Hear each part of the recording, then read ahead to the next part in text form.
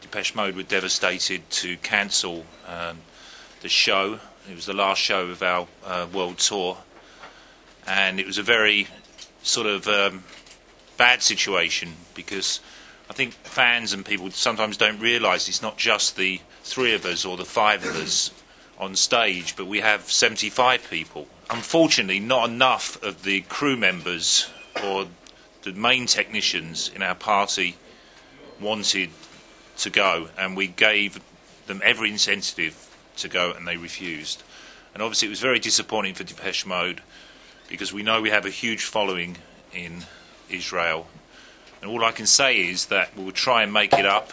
We hopefully will have a new tour next year, at the end of next year or the beginning of the year after, and we'll make sure Israel is first on the list and do it early on the tour instead of late in the tour. So I'm here DJing.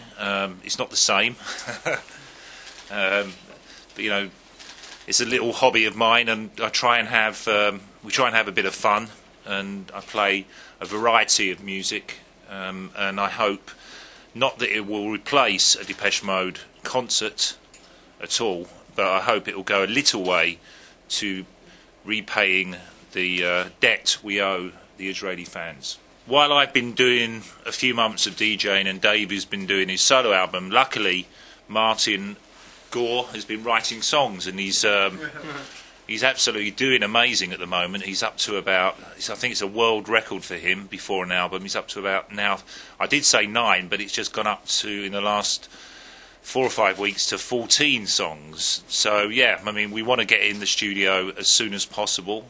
We're looking, a lot depends on Dave's solo project, but we're looking maybe February or March.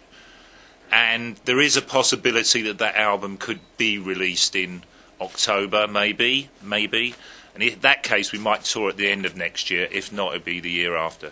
How does the Dave project influence your career as a band? It doesn't really influence our career as a band, only in the sense that, fortunately, he's not doing a tour. You know.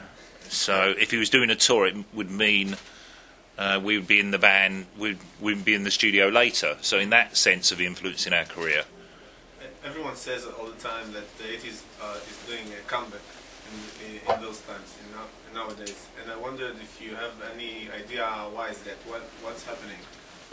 I don't know. I think there's certain bands, like, isn't there, like the Killers and people like that, and they sort of reference the early 80s and things like that. But it's like the 60s, isn't it? I mean, the 70s, the 80s, the 90s. I mean, you know, it's, you know, there's all, you know, always comebacks from all those. So I don't know why.